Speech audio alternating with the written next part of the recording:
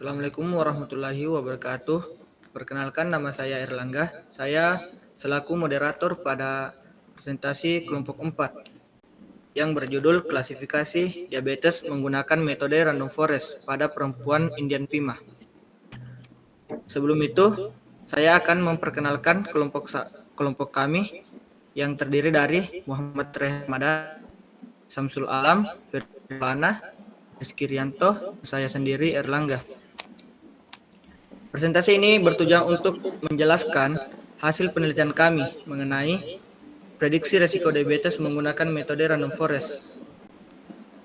Sebagai pengantar, saya akan membacakan di mana diabetes merupakan penyakit kronis yang ditandai dengan tingginya kadar glukosa dalam darah yang dapat menyebabkan komplikasi serius jika tidak dikelola dengan baik. Dalam penelitian ini dilakukan prediksi diabetes pada perempuan suku Indian Pima menggunakan algoritma klasifikasi random forest. Dataset yang digunakan diperoleh dari National Institute of Diabetes and Digestive and Kidney Disease yang terdiri dari 769 data pasien dengan 9 atribut. Penelitian ini menggunakan metode deskriptif kuantitatif dengan pendekatan rekayasa perangkat lunak dan library online search. Data dianalisis menggunakan Visual Studio Code dengan extension Jupyter Notebook atau Google Colab. Hasil dari model random forest menunjukkan tingkat akurasi yang berbeda dengan test size 0,2 pada model 1 menggunakan model Pipelin, juga test size 0,2 membagi dataset menjadi data latih 80% dan data uji 20%. Menangani data imbalance dengan smooth, terbukti efektif digunakan dalam klasifikasi diabetes, tetapi kualitas hasil sangat bergantung pada data yang dianalisis. Selanjutnya pokok pembahasan. Pokok pembahasan di sini ada pengertian sistem Pakar dan diabetes, metode yang ada di sistem Pakar, random forest, suku Indian Pima, penerapan metode random forest pada dataset, flowchart yang dipakai, hasil yang didapat pada metode, dan kesimpulan.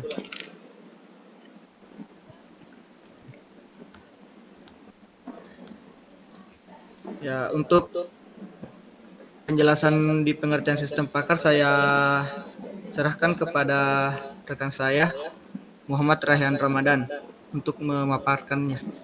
Saya persilahkan. Terima kasih atas kesempatan yang diberikan oleh moderator. Pengertian sistem Pakar.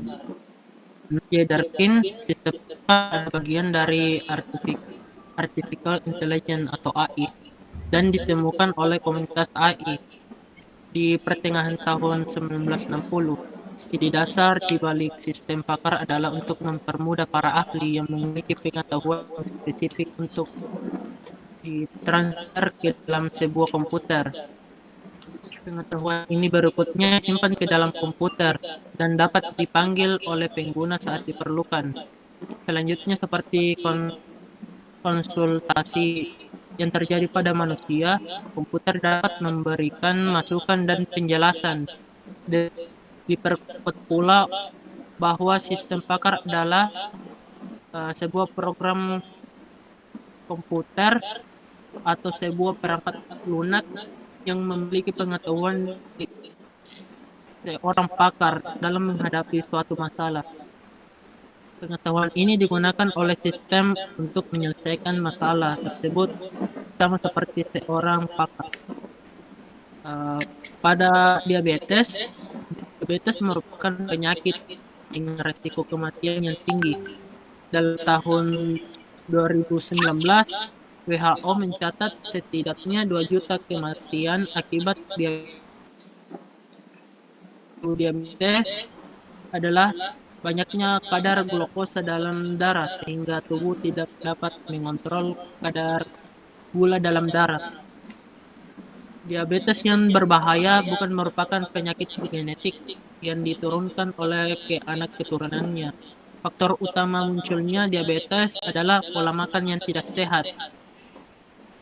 Adapun diabetes yang berbahaya bukan merupakan penyakit genetik yang diturunkan oleh orang tua ke anak keturunannya. Menurut Ivandri, maka dari itu kami akan mengklasifikasi menggunakan metode random forest pada dataset yang kami dapatkan dari jurnal dan Kaggle yang akan diproses menggunakan software Visual Studio Code dengan extension Jupyter Notebook. Pada suku Indian Pima, menurut Pamungkas 2019, benua Amerika yang sangat luas awalnya dihuni oleh suku Indian yang merupakan penduduk asli di wilayah tersebut. Suku ini berasal dari masyarakat urban atau pendatang yang berasal dari Asia, khususnya dari rumpun Mongoloid, dan migrasi rumpun Mongoloid dari Asia ke Amerika terjadi sekitar 20.000 tahun hingga 25.000 tahun yang lalu. Melalui rute barat Laut Siberia, lintas Selat Bering menuju Alaska, dan kemudian bergerak ke selatan. Perpindahan ini berlangsung dalam beberapa gelombang kelompok yang kemudian menyebar ke berbagai wilayah di Amerika. Penyebaran ini menyebabkan mereka menyesuaikan perilaku dengan lingkungan alam masing-masing, sehingga menghasilkan keragaman budaya yang berbeda. Mungkin itu saja pemaparan materi dari saya kembali kepada moderator. Baik, terima kasih kepada Saudara Rehan Ramadan. Selanjutnya kepada Saudara Ferry Maulana untuk memaparkan materi selanjutnya. Dipersilahkan. Maaf, bukan saya tapi ke Saudara Alam. Oh, baik. Selanjutnya dipersilahkan kepada Saudara Samsul Alam untuk memaparkan materi selanjutnya. Baik, terima kasih atas kesempatan yang diberikan. Jadi, metode yang ada di sistem Pakar terdapat berbagai macam metode klasifikasi, yaitu chart atau classification and regression trees, chi-square automated interaction detection, random forest, SPM, super vector machine, dan metode klasifikasi lainnya. Metode random forest adalah algoritma dalam machine learning yang digunakan untuk pengklasifikasian dataset dalam jumlah besar, karena fungsinya bisa digunakan untuk banyak dimensi dengan berbagai skala dan performa yang tinggi. Klasifikasi ini dilakukan melalui penggabungan tree dalam decision tree dengan cara training dataset yang dimiliki. Random forest adalah algoritma dalam machine learning yang digunakan untuk pengklasifikasian dataset dalam jumlah besar, karena fungsinya bisa digunakan untuk banyak dimensi dengan berbagai skala dan performa yang tinggi. Ini dilakukan melalui penggabungan tree dalam decision tree dengan cara training dataset yang Anda miliki. Dalam kurun algoritma. Salah satu algoritma terbaik dalam machine learning ini menggunakan decision tree atau untuk melangsungkan proses seleksi, di mana tree atau pohon decision tree akan dibagi secara rekursif berdasarkan data pada kelas yang sama. Dalam hal ini, penggunaan tree yang semakin banyak akan mempengaruhi akurasi yang didapat menjadi lebih optimal. Penentuan klasifikasi dan random forest dilakukan berdasarkan hasil voting dan tree yang terbentuk. Untuk ini yang sebelah gambar flowchart random forest. Penerapan metode random forest pada dataset berikut adalah data mentah dari dataset yang kami ambil dari Kaggle sebanyak total 769 data dengan output 0 atau 1 ya. Ini keterangan berikut atribut. Kehamilan, jumlah kehamilan dialami pasien. Yang kedua itu glukosa, kadar glukosa dalam darah, yaitu tekanan darah diastolik pasien. Yang keempat, kekebalan tubuh, tebal lipatan kulit triceps. Yang kelima, insulin, jumlah insulin dalam darah. Yang keenam, indeks massa tubuh, berat badan dibagi tinggi badan. Yang ketujuh, diabetes pedicure, riwayat keturunan diabetes. Yang kedelapan, umur, usia pasien dalam tahun. Saya kembalikan ke moderator. Terima kasih. Baik, terima kasih kepada Saudara Syamsul Alam. Selanjutnya kepada Saudara Ferry Maulana memaparkan penjelasan dari selanjutnya. Terima kasih atas kesepakatannya. Begitu saja langsung mulai materinya, yaitu flowchart. Flowchart dilakukan dengan mulai ambil dataset, processing data, pilih parameter, lakukan bootstrapping, bangun pohon keputusan, semua pohon dibangun, prediksi voting atau averaging, hasil akhir, dan selesai. Flowchart. Penjelasan flowchart, metode random forest yang digunakan. Mulai. Flowchart dimulai dengan proses awal sebagai penanda bahwa alur metode dimulai. Ambil dataset. Dataset yang akan digunakan diimpor. Ini adalah data mentah yang menjadi input utama untuk membangun model random forest. Processing data. Tahap ini mencakup pembersihan data seperti mengisi nilai yang hilang, normalisasi, atau standarisasi data. Tahap pembersihan mencakup data seperti mengisi nilai yang hilang, normalisasi atau standarisasi data, menghapus data aplikasi, membagi dataset menjadi data latih dan uji.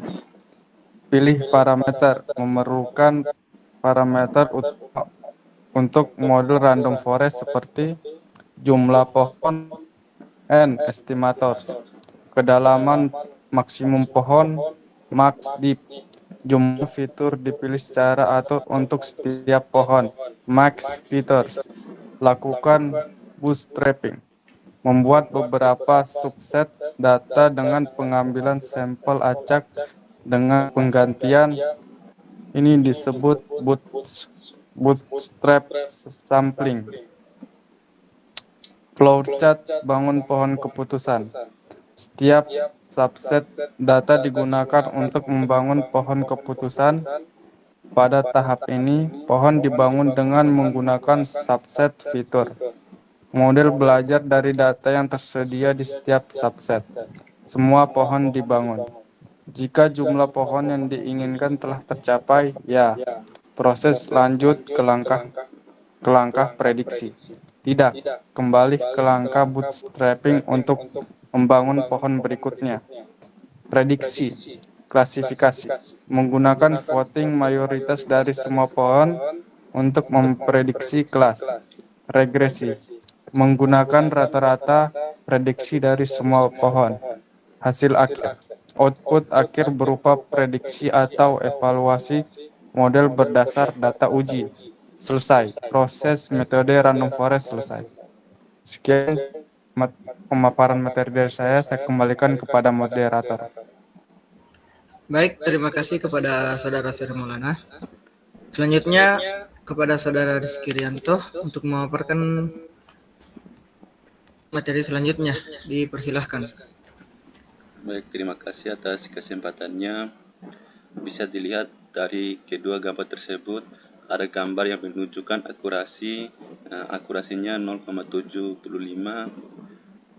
dan gambar grafik yang pada gambar grafik tersebut glukosalah yang paling tinggi kadarnya yaitu 0,28 sekian.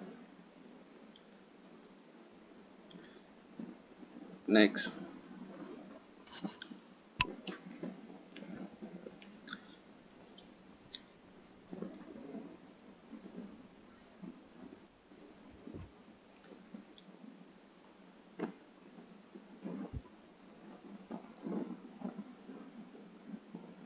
Next. Selanjutnya ada tabel keterangan kelas, precision, critical, fixed score, dan support. Kelasnya 0, precisionnya 0,82, criticalnya 0,80, fixed score-nya 0,81, supportnya 151. Dan di bawahnya 1, precisionnya 0,64, criticalnya 0,66, fixed score-nya 0,65, dan supportnya 0,80. Adapun tabel dari faktor penjelasan dan hasil prediksi.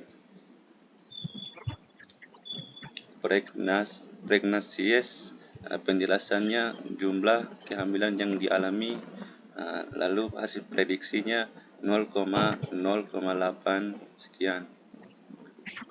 Selanjutnya glukosa, kadar gula glukosa dalam darah. Hasil prediksi 0,28 sekian. Selanjutnya blood pressure, tekanan darah dalam arteria. Hasil prediksinya 0,08 sekian. Selanjutnya skin thickness, pengukuran ketebalan lipatan kulit, sering digunakan untuk estimasi lemak tubuh. Hasil prediksinya 0,07 sekian. Selanjutnya insulin, jumlah hormon insulin dalam darah yang mengatur gula darah. Hasil prediksinya 0,06 sekian. Selanjutnya BMI, rasio berat badan terhadap tinggi badan, digunakan untuk mengukur obesitas. Hasil prediksinya 0,15 sekian. Selanjutnya diabetes, pedigree vaksin, indikator resiko diabetes berdasarkan riwayat kesehatan keluarga. Hasil prediksinya 0,11 sekian. Selanjutnya ada umur individu. Hasil prediksinya 0,14 sekian. Dan yang terakhir ada outcome, apakah individu menderita diabetes, dan hasil prediksinya adalah 0,75. Sekian materi dari saya kembalikan kepada moderator. Terima kasih kepada Saudara Rizky Rianto. Itulah tadi pemaparan materi dari kelompok kami. Sebelum saya akhiri, saya akan membacakan kesimpulan dari hasil penelitian kami. Yaitu kesimpulan dari pemaparan di atas, kita dapat kesimpulan menggunakan random forest untuk mengklasifikasi dataset 769 dengan tambahan metode menggunakan model random forest. Dengan data into training dan testing test set dan initialize classifiers test size 0,2% pada model random forest mendapatkan 76,6% dan compression pipeline mendapatkan hasil 75%. Dari hasil prediksi dari klasifikasi random forest tersebut, Dan di antara faktor penyebab diabetes pada perempuan India Empima kebanyakan dari faktor glukosa dan kadar gula dalam darah dan berat badan, dan disusul dengan umur. Semakin tua seseorang, semakin tinggi resiko pada perempuan India Empima. Demikian presentasi dari kelompok kami mengenai klasifikasi diabetes menggunakan metode random forest pada perempuan India Empima. Lebih yang kurangnya mohon dimaafkan.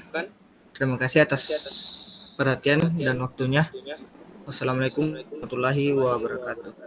Waalaikumsalam warahmatullahi wabarakatuh.